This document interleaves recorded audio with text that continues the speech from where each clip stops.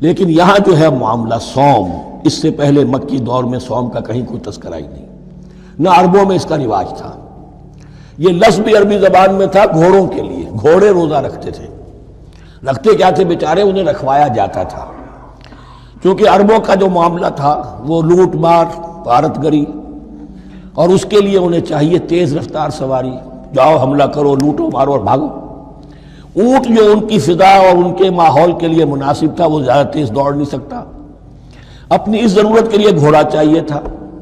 گھوڑے میں عرب کا سخت موسم برداشت کرنے کی عادت نہیں، نازک جانور ہے، وہ پیاسا تو نہیں رہ سکتا 7 دن تک جیسے کہ اونٹ رہ سکتا ہے، بھوکا نہیں رہ سکتا، وہ لو کے تھپیڑے نہیں برداشت کر سکتا، لہذا عرب اس کو رکھواتے تھے روزہ۔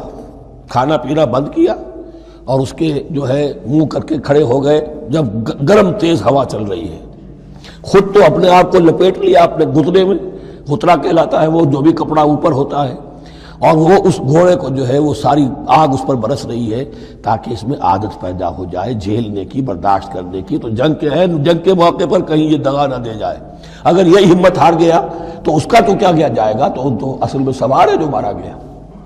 یہ روزہ ان کے ہاتھ تھا، لیکن جب حضور آئے مدینے میں تو یہاں یہود میں روزے کا رواج تھا۔ وہ ایک تو عاشورہ کا روزہ رکھتے تھے، اس لیے کہ وہ تاریخ تھی جس میں کہ نجات ملی تھی بنی اسرائیل کو فرعونیوں سے۔ پہلے یہ کہ ہر مہینے میں 3 روزے، اب اگر 30 کے 30 روزے ایک ہی مہینے میں فرض کر دیے گئے ہوتے اور وہ ہوتے جون جولائی کے تو جان نکل جاتی۔ بہترین تدبیر یہ کی گئی ہر مہینے میں، اور یہ موسم سارے آ رہے ہیں اس میں۔ پھر کچھ عرصے کے بعد یہ رمضان کا روزہ فرض کیا گیا۔ پہلا جو روزہ تھا 3 دن کا، اس میں یہ بھی تھی اجازت کہ جو اگر مسافر نہیں ہے، بیمار بھی نہیں ہے، طاقت رکھتا ہے روزہ رکھنے کی، پھر بھی روزہ نہ رکھے تو اس کا فدیہ یہ ہے کہ 1 مسکین کو کھانا کھلائے۔ علی الاطلاق تھا یہ۔ جب رمضان کے روزے کی فرضیت ہو گئی تو اب یہ فدیہ نہیں ہے، البتہ حضور نے اس کو باقی رکھا ایسے شخص کے لیے جو بہت بوڑھا ہے، یا کوئی خاتون بہت بوڑھی ہے برداشت نہیں کر سکتی، یا کوئی بیمار ہے، کسی سخت ایسی بیماری میں ہے کہ روزہ اس کے لیے جان کے لیے ہلاکت کا اندیشہ ہو سکتا ہے، اس کے لیے فدیہ برقرار رکھا۔ عام طور پر صحت مند شخص جو مسافر بھی نہ ہو اس کے لیے یہ رعایت ختم ہو گئی۔ یہ ہے ان آیات کی تعبیر جس پر میں پہنچا ہوں، اور بہت پہلے پہنچ گیا تھا، لیکن چونکہ اکثر مفسرین نے یہ بات نہیں لکھی ہے تو میں جھجکتا رہا، لیکن بعد میں مجھے معلوم ہوا کہ مولانا انور شاہ کاشمیری رحمۃ اللہ علیہ کی رائے یہی ہے، تو مجھے اعتماد ہو گیا۔ اور پھر مجھے اس کا ذکر جو ہے یہ تفسیر کبیر میں امام راضی کے ہاں بھی مل گیا کہ متقدمین کے ہاں یہ رائے موجود تھی کہ پہلی 2 آیتیں جو ہیں اس روزے سے متعلق یہ رمضان کے روزے سے متعلق نہیں ہیں، بلکہ وہ 3 ہر مہینے کی 13، 14 اور 15 ایام 20 کے روزے حضور نے بعد بھی رکھے ہیں نفلاً، لیکن شروع میں یہ 3 روزے رکھنے کا حکم دیا گیا تھا۔ پہلی 2 آیتیں اس 6 آیتوں پر مشتمل رکوع، اور یہ ایک عجیب مقام ہے۔ قرآن مجید کے احکام بہت دفعہ ہے، نماز کے احکام قرآن میں بہت دفعہ ہیں، کہیں وضو کا ہے، کہیں تیمم کا ہے، کہیں اور نماز خوف کا ہے، مختلف جگہوں پر، لیکن صوم کی عبادت پر یہ 6 آیات کامل ہیں، مکمل ہیں، اس کی حکمت، اس کی غرض و غایت، اس کے احکام سب کے سب اس میں آ گئے۔ اب پہلی 2 آیتیں کون سی ہیں؟ یا ایھا الذین آمنوا کتب علیکم الصیام کما کتب علی الذین من قبلکم لعلکم تتقون، اے ایمان والو تم پر بھی فرض کیا گیا روزہ رکھنا جیسے کہ فرض کیا گیا تھا تم سے پہلوں پر، تاکہ تمہارے اندر تقوی پیدا ہو جائے۔ وہ جنگ کے لیے کرواتے تھے گھوڑوں کو تیار، تمہیں تقوی کے لیے اپنے آپ کو تیار کرنا ہے، بھوک کو قابو میں رکھ سکو، شہوت کو قابو میں رکھ سکو، پیاس کو برداشت کر سکو۔ اللہ کی راہ میں جنگ کے لیے تمہیں نکلنا ہوگا، اس میں بھوک بھی آئے گی، پیاس بھی آئے گی، اپنے آپ کو تیار کرو جہاد کے لیے۔ اور یہ بات واضح ہو جائے گی، اگلے رکوع سے قتال کی بحث شروع ہو جائے گی۔ روزے کی یہ گفتگو ہو رہی ہے تمہیداً قتال کے لیے، جیسے گھوڑوں کو تیار کیا جاتا تھا، صوم رکھوایا جاتا تھا قتال کے لیے۔ ایام معدودات، گنتی کے چند دن ہیں، یہ گویا کہ ثبوت ہے اس کا کہ یہ 2-3 دن سے زیادہ، معدود جو ہے وہ عربی زبان میں 9 سے زیادہ نہیں ہو سکتا، معدودہ جب آئے گا، ایام معدودات یہ جمع جو ہے جمع قلت کہلاتی ہے، معدودات، معدودہ بڑی سے بڑی رقم ہو سکتی ہے، لیکن معدودات جمع قلت ہے۔ گنتی کے چند روز ہیں. فمن کان منکم مریضا، ان میں بھی یہ رعایت ہے کہ جو تم میں سے بیمار ہو او علی سفر، یا سفر پر ہو، فعدۃ من ایام اخر، تو وہ تعداد پوری کر لے دوسرے دنوں میں. وعلی الذین یطیقونہ، اور جو اس کی طاقت رکھتے ہوں، فدیۃ طعام مسکین، وہ فدیہ دیں ایک مسکین کا کھانا کھلانا. ان آیات کی تفسیر میں جیسا کہ میں نے عرض کیا مفسرین کے بہت سے اقوال ہیں، اب میں اس کی بحث میں نہیں جا سکتا. جو میں نے اپنے مطالعے کے بعد رائے قائم کی ہے میں صرف وہی بیان کر رہا ہوں کہ اس وقت، اور یہ امام راضی کے الفاظ ہیں کہ یہ فرضیت الگ تعیین نہیں تھی بلکہ الگ تخییر تھی. فرض تو ہے روزہ، لیکن اس کا بدل بھی دیا جا رہا ہے، اگر تم نہیں رکھنا چاہتے تو تم ایک مسکین کو کھانا کھلا دو. تو گویا کہ تدریجاً انہیں لانا تھا، چونکہ اس بات کے وہ پہلے سے عادی نہیں تھے. فمن تطوع خیرا فهو خیر اللہ، اور جو اپنی جی سے اپنی مرضی سے خیر کرنا چاہے تو اس کے لیے خیر ہے، روزہ بھی رکھے اور مسکین کو کھانا بھی کھلائے، دونوں کام کرے، تو اس میں کوئی رکاوٹ تو نہیں، اس کے لیے بہتر ہوگا. وان تصوموا، اور دیکھو اگر روزہ رکھو، خیر لکم ان کنتم تعلمون، یہ تمہارے لیے بہتر ہے اگر تم جانو. اب یہاں بھی ایک طرح کی رعایت کا انداز ہے. اب آ رہی ہیں دو آیتیں جو خاص رمضان کے روزے سے متعلق ہیں، حکمت اور غرض و غایت. پھر ایک آیت طویل آئے گی احکام، اور پھر ایک آیت آئے گی لٹمس ٹیسٹ. یہ 6 آیتیں.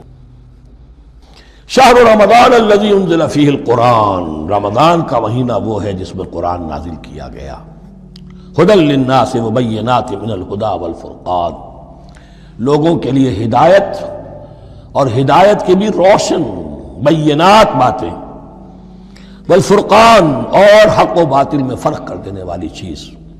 فمن شہد منکم الشہر، تو جو کوئی بھی پائے اس مہینے کو، یا جو شخص بھی مقیم ہو اس مہینے میں، مسافر نہ ہو، فلیصم، اس پر لازم ہے کہ روزہ رکھے. اس پر اب وہ وجوب علی التخییر ختم ہو گیا، اب وجوب علی التعیین، اب یہ لازم ہے، یہ رکھنا ہے.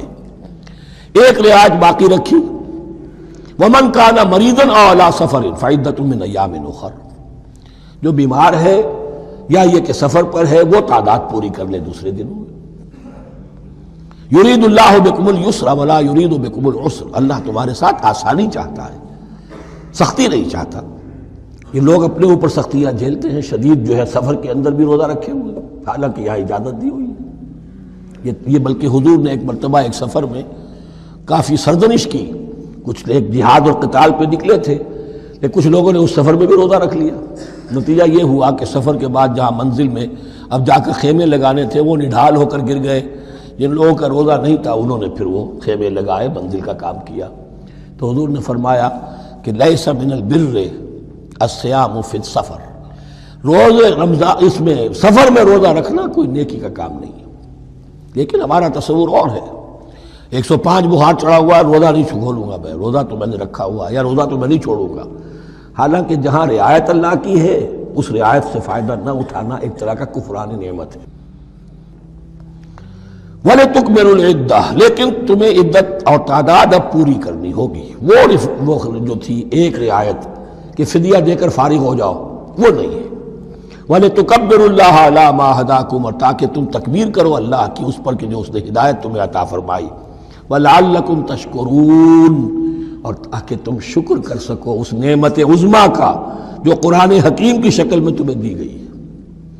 اس موضوع پر میرا کتابچہ عظمت صوم اور عظمت صیام و قیام قرآن، اس میں یہ سارے مضامین تفصیل سے آئے ہیں. کیا حکمت ہے، کیا غرض و غایت ہے، کیا مقصد ہے، اور آخری منزل کیا ہے. وَإِذَا سَأَلَكَ عِبَادِي عَنِّي فَإِنِّي قَرِيبٌ.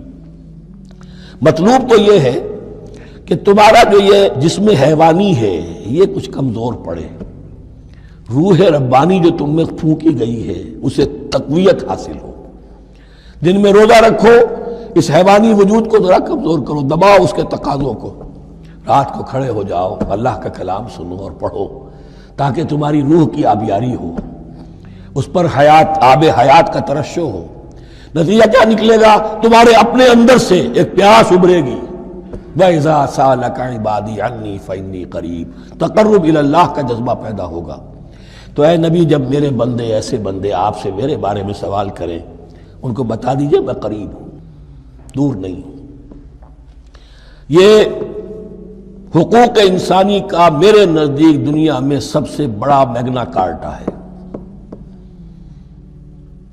اللہ اور بندے کے درمیان کوئی فصل نہیں ہے، فصل اگر ہے تو تمہاری اپنی خباثت ہے، اگر تمہاری نیت میں فساد ہے، حرام خوری تو کرنی ہی کرنی ہے، تو اب کس منہ سے اللہ سے دعا کرو گے؟ پھر جاؤ گے کسی پیر کے پاس، آپ دعا کر دیجئے، یہ نذرانہ حاضر ہے؟ یہ طریقہ کیا ہے؟ انسان کا نفس حائل ہے اور کوئی نہیں، ورنہ ہم تو مائل بے کرم ہیں، کوئی سائل ہی نہیں، راہ دکھنا ہے کسی رہنوی منزل ہی نہیں، کوئی پوپ نہیں، کوئی پنڈت نہیں، کوئی پادری نہیں، کوئی پیر نہیں، کوئی نہیں، جب چاہو اللہ سے ہم کلام ہو جاؤ، اس سے بڑا حق